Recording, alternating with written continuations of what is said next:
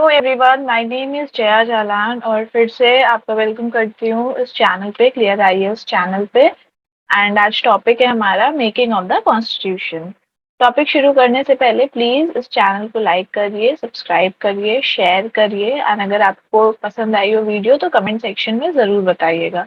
And अगर आपका कोई भी क्वेश्चन है इस टॉपिक से रिलेटेड या फिर एग्जाम से रिलेटेड तो वो भी कमेंट सेक्शन में मुझे प्लीज़ बताइएगा। एंड प्लीज आप क्लियर आईएएस की वेबसाइट पे जाइए, उसको चेक करिए, वहाँ पे आपको video lectures, comprehensive notes and test series आपको सब कुछ मिलेगा, so please go check it out. Now without wasting any time start करते हैं। तो मेकिंग ऑफ द कॉन्स्टिट्यूशन, तो इसमें बेसिकली हमारा क्या एजेंडा है इसको पढ़ने का। इसमें हम यही पढ़ेंगे कि कॉन्स्टिट्यूएंट असेंबली आई, ठीक है, तो वो कैसे आई। उसके बाद फिर जो है कॉन्स्टिट्यूशन हमारा बना, तो उसमें कमिटीज क्या थी, किसने क्या प्रपोजल्स दिए। एंड ये जो छोटी छोटी चीजें हैं हम इसमें ये एक पढ़ेंगे ताकि हमारा एक बैकग्राउंड सेटअप हो जाएगा प्रॉपरली। सो हम सबको पता है कि पहले मतलब स्ट्रगल हुए, इंडियन लीडर्स ने स्ट्रगल किया एंड हमें बेसिकली पहले एक प्रोविंशियल ऑटोनॉमी चाहिए थी, ठीक है। तो हमें ऑल्दो वो मिली प्रोविंशियल ऑटोनॉमी, बट वो प्रॉपर जिसको बोलते हैं ना प्रॉपर प्रोविंशियल ऑटोनॉमी नहीं मिली, उसमें कुछ ना कुछ प्रॉब्लम्स वो रहते ही थे, क्योंकि अब प्रिंसली स्टेट्स जो थे वो मानने को तैयार नहीं थे, क्योंकि उनके पास एक जो है वो डेप्थ श्राइन ऑफ पैरामाउंटेसी के अंदर वो नहीं, अपना वो ऑटोनॉमी प्रॉपरली ऑटोनॉमस वो नहीं बन पाए थे, ठीक है। तो हमें प्रॉपर प्रोविंशियल ऑटोनॉमी नहीं मिली।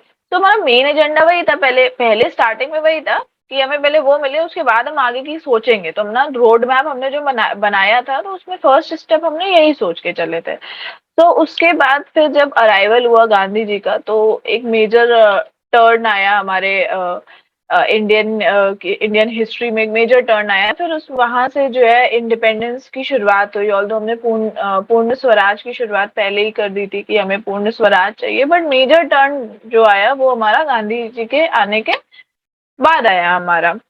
तो अब जो एक कम्युनिस्ट थे, एम एन रॉय, तो 1934 में उन्होंने बोला कि हमें एक कॉन्स्टिट्यूएंट असेंबली चाहिए। उन्होंने ये आइडिया प्रपोज किया कि हमें चाहिए ताकि हम खुद का कुछ स्टैंड ले सके, हम खुद का एक कॉन्स्टिट्यूशन बना सके। फिर 1935 में आईएनसी ने ऑफिशियली भी ये डिमांड कर दिया कि हमें अब भाई कॉन्स्टिट्यूएंट असेंबली दो ताकि हम अपना कॉन्स्टिट्यूशन बनाए।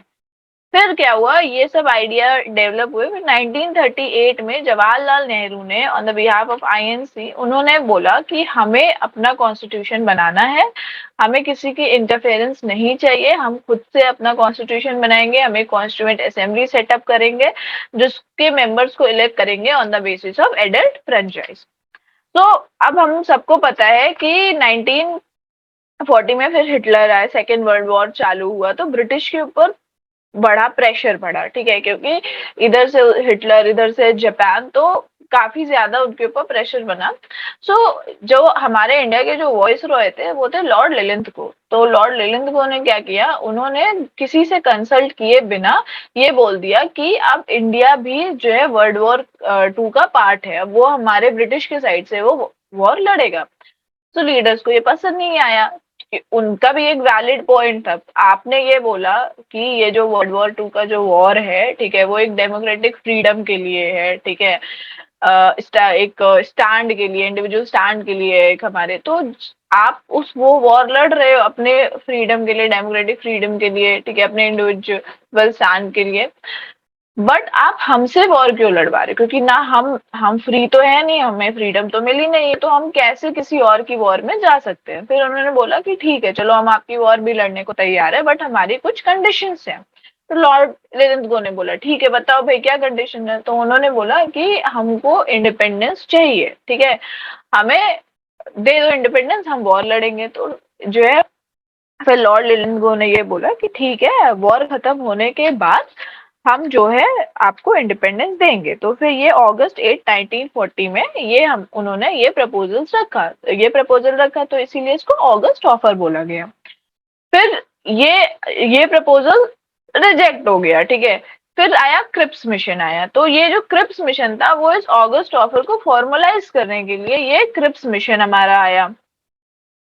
तो इस क्रिप्स मिशन में जो सर स्टैफर्ड क्रिप्स थे वो आए, इंडिया आए, ठीक है। 1942 में क्रिप्स मिशन जो था वो हमारा आया, इंडिया आए। तो उन्होंने क्या किया, उन्होंने बोला ठीक है हम आपको फ्री देंगे, आपको जो चाहिए, हम एक डोमिनियन स्टेटस बनाएंगे एंड आप कॉन्स्टिट्यूएंट असेंबली सेटअप करो, आपको हमारी साइड से सारी पूरा फुल सपोर्ट दिया जाएगा।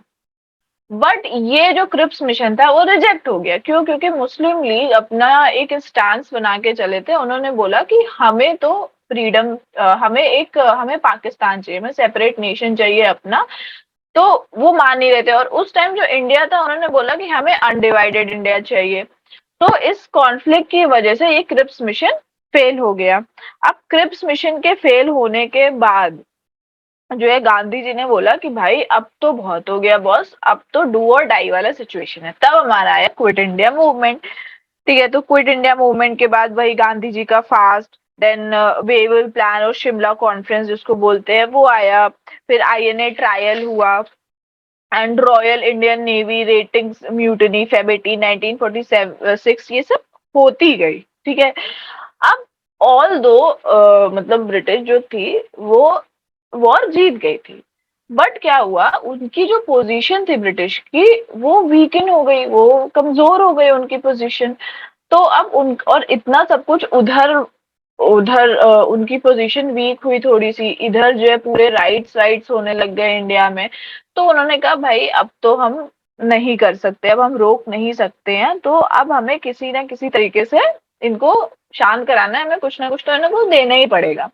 तो जो लॉर्ड एटली थे, जो ब्रिटिश प्राइम मिनिस्टर थे, उन्होंने मार्च 15 1946 में उन्होंने ब्रिटिश कैबिनेट मिशन एक सेटअप किया और उन्होंने बोला अब ये इंडिया जाएगा, रिकमेंडेशंस बनाएगा रिगार्डिंग द कॉन्स्टिट्यूशनल रिफॉर्म जो भी इंडिया में इंट्रोड्यूस होंगे। तो कैबिनेट मिशन में तीन थे मेंबर्स थे, Lord Pethick Lawrence, Stafford Cripps and A V Alexander. वो इंडिया आए, वो डिफरेंट पॉलिटिकल पार्टी के रिप्रेजेंटेटिव से मिले।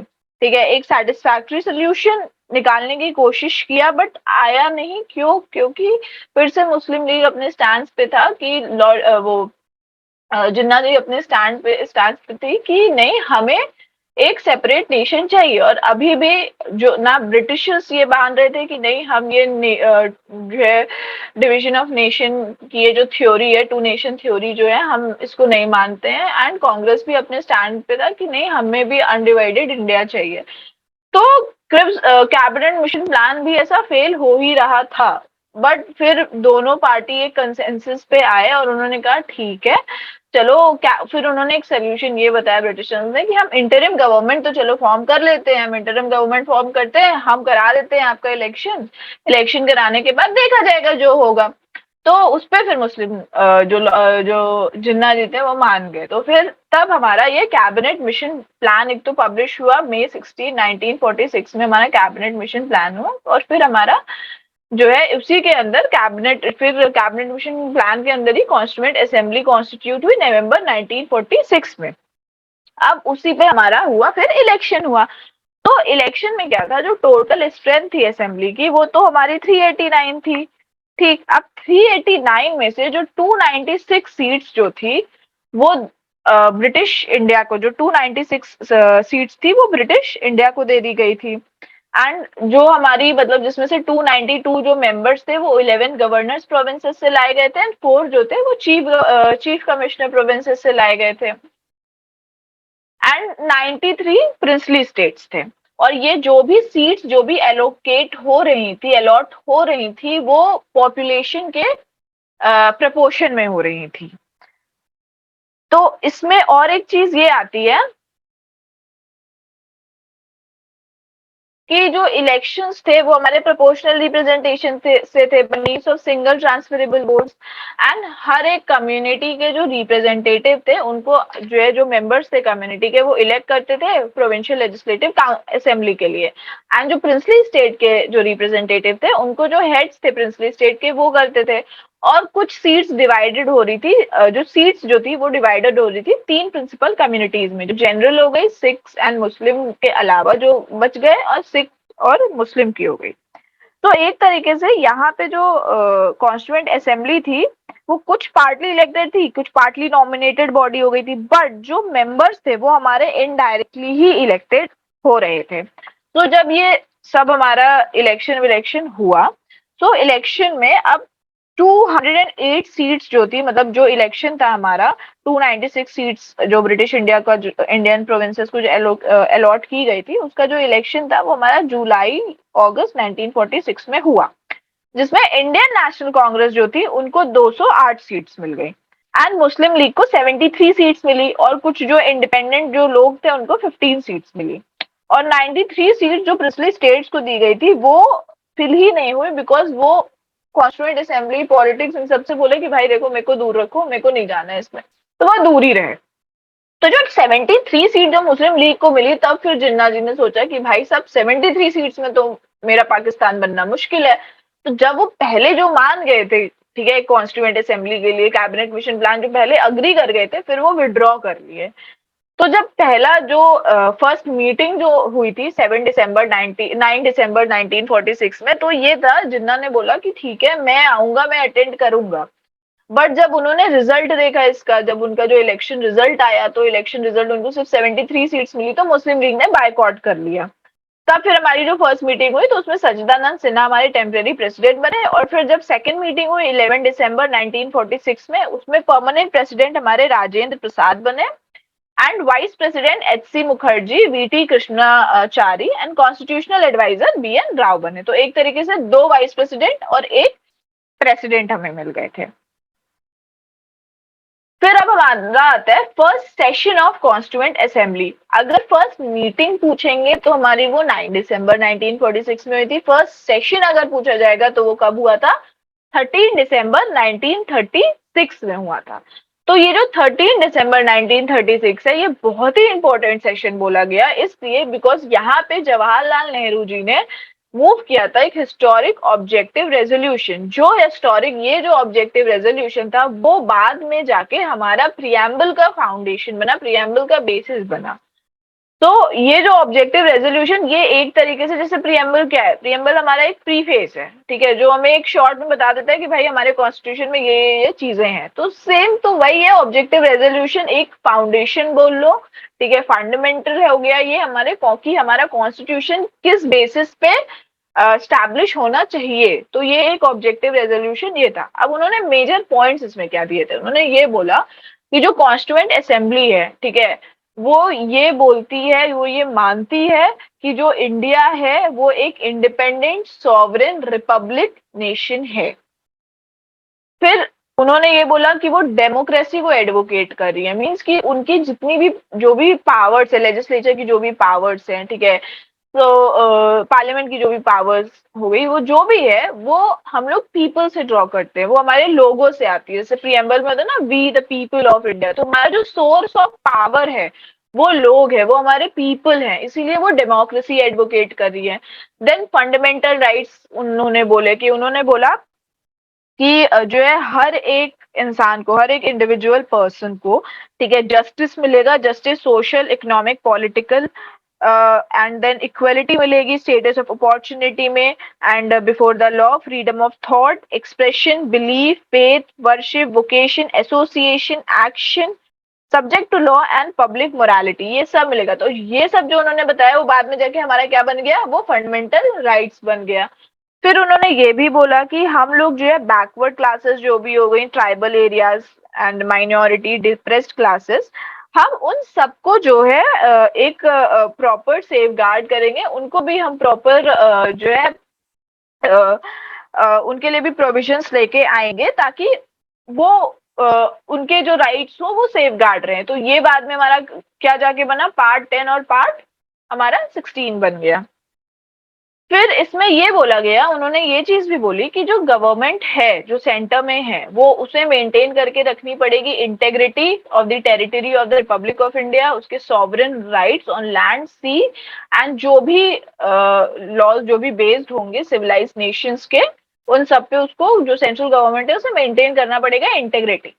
एंड इंडिया एक एंशियंट लैंड है, तो वो उसका जो उसका एक राइटफुल और वो एक ऑनर्ड प्लेस है उसका इंडिया में, तो वो अपना फुल कंट्रीब्यूशन भी देगा in the promotion of the world peace and welfare Mankind. Plus उन्होंने ये बोला कि जो भी टेरिटरीज हैं जो अभी ब्रिटिश इंडिया के अंदर हैं, या फिर जो भी टेरिटरीज जो अब इंडियन स्टेट्स बनेगा, या कोई भी पार्ट जो इंडिया से बाहर है, अगर वो चाहे, वो अगर अपनी मर्जी से विलिंगली अगर वो चाहे, तो वो इंडिपेंडेंट सॉवरेन इंडिया में आके वो मिल सकती हैं। फिर हम लोग उसको, वो जितने भी स्टेट्स हमारे इंडिया में आ जाएंगे, फिर हम उसको यूनियन ऑफ देम ऑल बोलेंगे। और जो भी स्टेट्स हमारे इंडिया में आके मिल रहे हैं, हमारे इंडिया के साथ मिल रहे हैं, सो उनको हम लोग एक ऑटोनॉमी देंगे। ठीक है, वो एक ऑटोनॉमस यूनिट होगा, उनके पास रेस्टिट्यूटरी पावर्स होगा, वो सारे पावर्स फंक्शन जो भी होंगे गवर्नमेंट के, वो खुद एक्सरसाइज कर सकते हैं।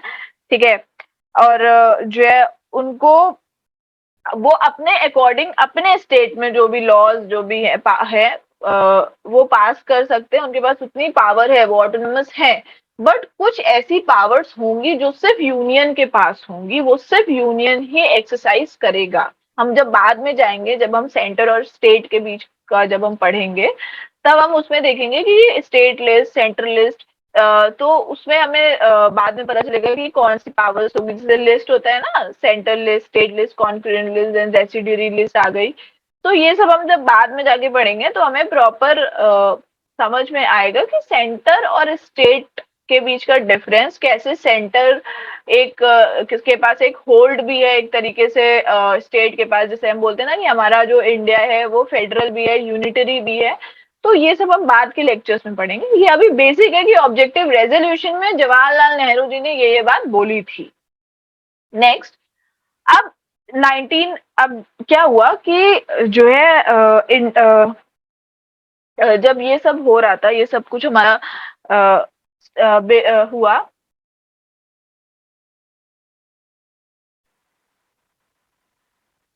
तो फिर जब ऑब्जेक्टिव रेजोल्यूशन सब 1946 में बन गया, फिर फेब 20 1947 में क्या हुआ कि जो ब्रिटिश प्राइम मिनिस्टर थे क्लेमेंट एटली, उन्होंने रेडियो पे अनाउंस करा कि अब जो ब्रिटिश है वो विड्रॉ कर लेगा इंडिया से बाय जून 30 1948। तो उस टाइम पे हमारे इंडिया में थोड़े राइट्स भी चल रहे थे, क्योंकि वो मुस्लिम्स और हिंदू का, ठीक है, तो ऐसा राइट्स वाइट्स चल रहे थे। और अभी इंडिया अभी अभी इंडिपेंडेंस की तरफ बढ़ा है, तो वो इतना प्रॉपरली मतलब हम उसको जो है वो प्रॉपरली डेवलप नहीं था, वो सक्षम एक तरीके से बोल सकते हैं, वो इतना नहीं था, तो थोड़ी सी हेल्प की जरूरत थी।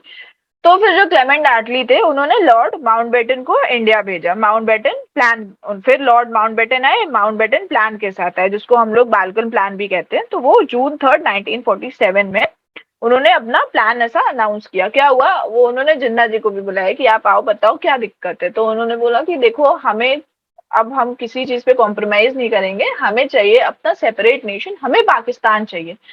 तो पहली बार ये टू नेशन थ्योरी को एक्सेप्ट किया गया बाय द ब्रिटिशर्स, और फिर इंडिया ने भी एक्सेप्ट किया, बिकॉज ये जो पार्टीशन है था इंडिया का, वो अब इनएविटेबल हो चुका था, क्योंकि राइट्स बढ़ रहे थे, दंगे फसाद हो रहे थे, तो अब वो इनएविटेबल हो रखा था। तो इसीलिए जो है इंडिया भी, एक आईएनसी भी मान गया था कि ठीक है, हम भी मान गए हैं, डिवाइड कर ही देते हैं। तो फिर ये माउंटबेटन प्लान आया जून 3 1947 में हमारा आया। उसके बाद फिर ये इंडियन इंडिपेंडेंस एक्ट हमारा बना, जिसमें इंडियन इंडिपेंडेंस एक्ट में कि जो ब्रिटिश है, वो सारी पावर्स जो भी है वो ब्रिटिश इंडिया से विड्रॉ कर लेंगी। एंड अब जो है इंडिया क्या हो गया, इंडिया एक अपने खुद में एक इंडिपेंडेंट स्टेट हो गया। August 15 1947 से इंडिया एक सॉवरेन स्टेट बन गया। और जो भी मतलब जो भी स्टेट है, अगर उनकी मर्जी है, वो अगर पाकिस्तान में जाके जुड़ना चाहते तो पाकिस्तान में जुड़े, इंडिया में जाके जुड़ना चाहते हैं इंडिया में जाके जुड़े, वो उनके विल पे डिपेंड करता है। एंड कॉन्स्टिट्यूएंट असेंबली बनाई जाएगी, ठीक है, उसके अकॉर्डिंग जो है उसके अकॉर्डिंग आप अपने अकॉर्डिंग जो भी कॉन्स्टिट्यूएंट असेंबली के मेंबर्स होंगे, आप अपने अकॉर्डिंग अपना कॉन्स्टिट्यूशन फ्रेम करो, उसमें ब्रिटिश कोई इंटरफेयर नहीं करेंगे। और चाहो तो जो भी ब्रिटिश पार्लियामेंट ने जो पहले लॉज बनाए थे, आप उसको रिपील भी कर सकते हो, या उसको आप मॉडिफाई भी कर सकते हो, आपकी जो मर्जी आप उसमें कर सकते हो। तो ये सब जो है, ये जो इंडियन इंडिपेंडेंस एक्ट 1947 था, उसमें ये कुछ पॉइंट्स दिए गए थे।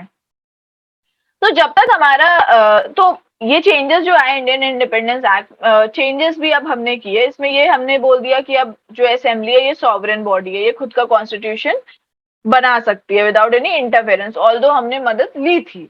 फिर असेंबली में अब इसमें दो बॉडीज आ गई थी, मतलब एक लेजिस्लेटिव बॉडी आई, जो अब हमारा कॉन्स्टिट्यूशन तो नहीं बना था, तो हमें कुछ तो लॉस चाहिए जो हम जिसके थ्रू हम लोग नेशन को चलाएंगे। तो एक लेजिस्लेटिव बॉडी बनी जिसको जीवी मलवांकर जी ने चेयर किया। फिर एक कॉन्स्टिट्यूएंट बॉडी बनी जो कॉन्स्टिट्यूशन प्रिपेयर करी थी, जो राजेंद्र प्रसाद ने जो है चेयर किया। एंड मुस्लिम लीग जो थे, वो हमें ऑल तो पता है कि मुस्लिम लीग विड्रॉ कर लिए थे हमारे कॉन्स्टिट्यूएंट असेंबली से, बिकॉज वो अपना डोमियन बनाने चले गए, तो उन्होंने विड्रॉ कर लिया।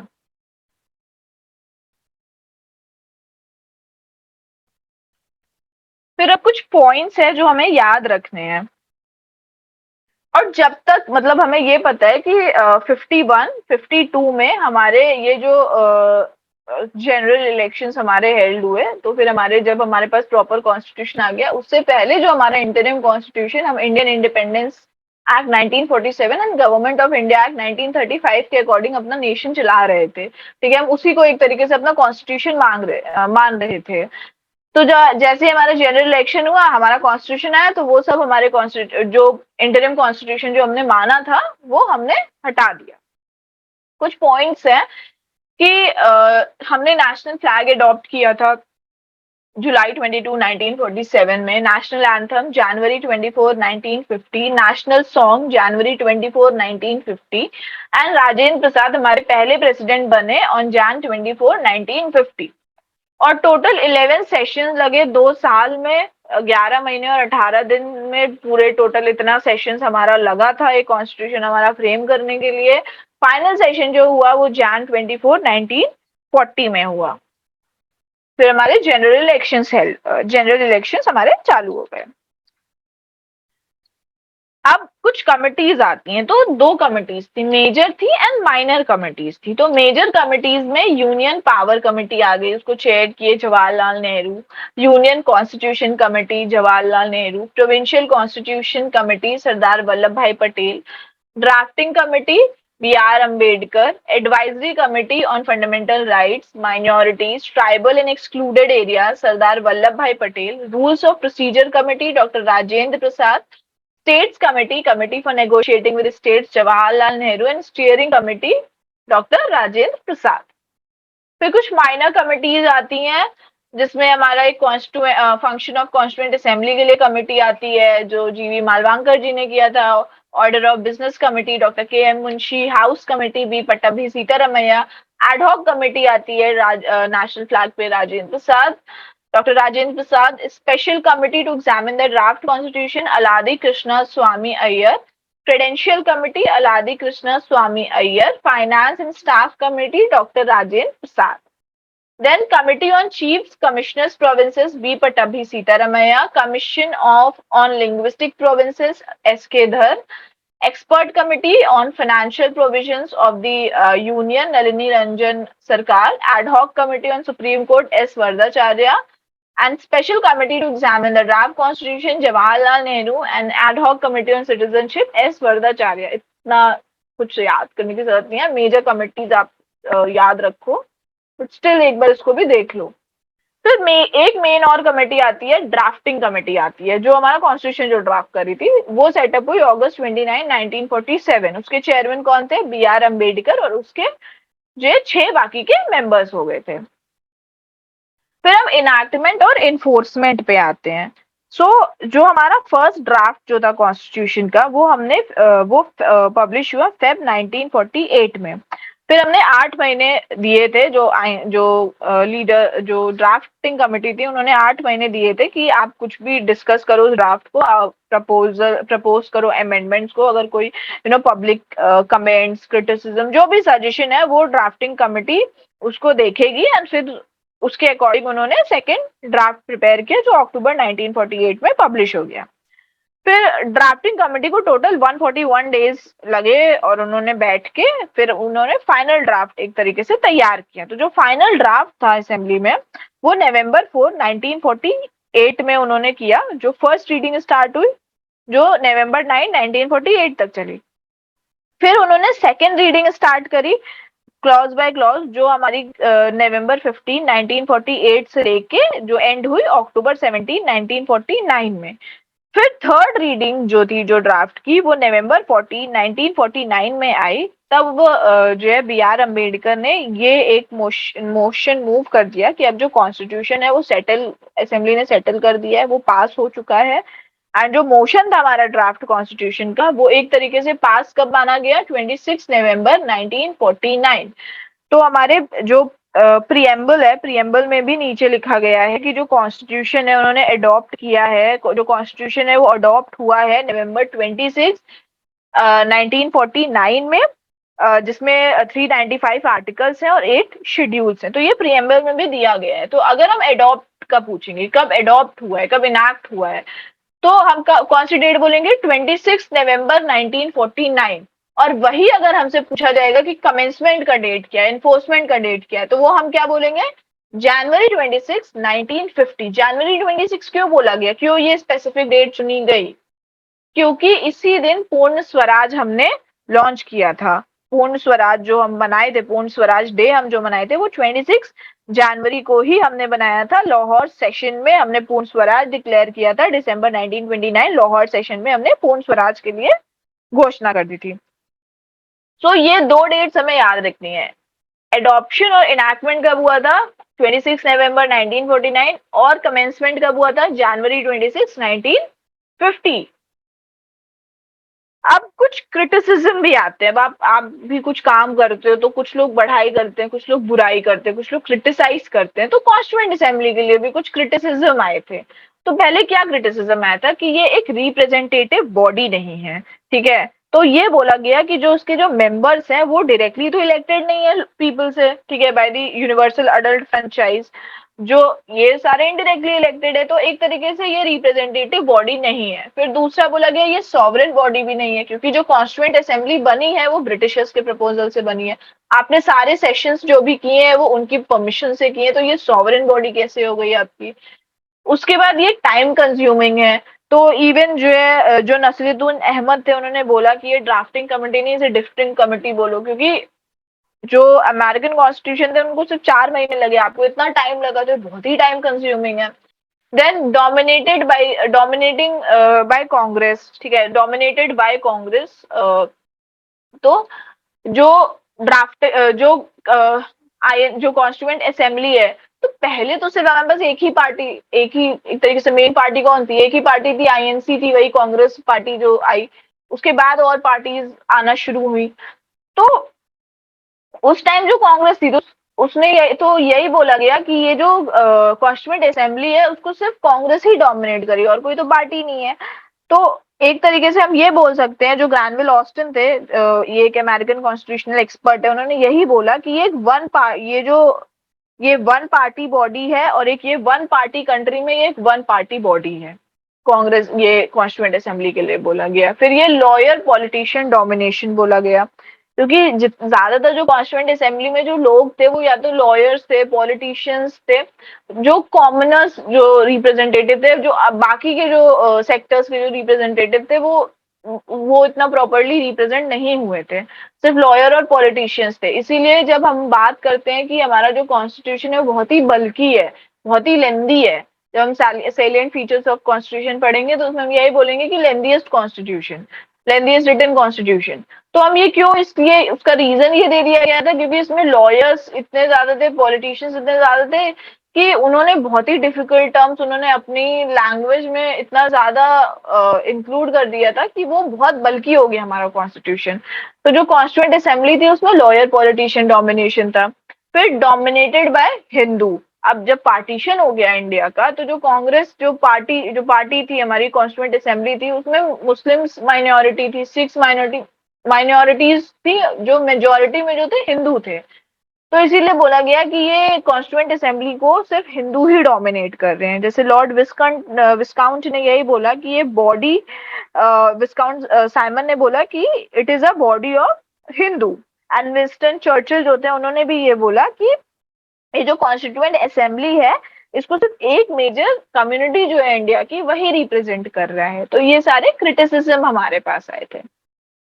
ये जो रिमार्क्स हैं ये याद रखिएगा, क्योंकि ना जब आप मेंस में जो आप लिखोगे ना, आंसर लिखोगे, तो जब आप ये जैसे ग्रैनविल ऑस्टिन ने बोला था, ग्रैनविल ऑस्टिन ने बोला कि ये वन पार्टी बॉडी है एक वन पार्टी कंट्री में, तो जब आप ये लिखोगे ना तो ये बहुत ही अच्छा इम्पैक्ट पड़ता है। तो ये सब छोटे छोटे रिमार्क्स आप ये याद रखो। फिर हम एक कुछ और इम्पोर्टेंट फैक्ट्स आते हैं कि एलिफेंट अडॉप्ट हुआ गया किया था as a symbol. H V R Iyengar secretary थे कॉन्स्टिट्यूएंट असेंबली के। एसएन मुखर्जी चीफ ड्राफ्ट्समैन थे कॉन्स्टिट्यूशन के in the constituent assembly. Prem Behari Narain Raizada calligrapher थे इंडियन कॉन्स्टिट्यूशन और प्रियम्बल के। एंड जो बेओहर राम मनोहर सिन्हा थे उन्होंने इल्यूमिनेट किया था, beautified and ornamented the original preamble and the constitution. Vasant Krishna Vaidya वो कैलीग्राफर थे Hindi version of Indian constitution. And Nandlal Bose illuminated, beautified and ornamented the original version of the constitution in Hindi and English। जो नंदलाल बोस और जो बेहर राम मनोहर सिन्हा थे ये आर्टिस्ट थे शांति निकेतन के। अब एक और चीज आती है कि अब हिंदी टेक्स्ट हमारा कॉन्स्टिट्यूशन में, तो ओरिजिनली जो कॉन्स्टिट्यूशन था इंडिया का उसमें कोई भी ऐसा प्रोविजन नहीं बनाया गया था with respect to any authoritative text of the constitution in Hindi language.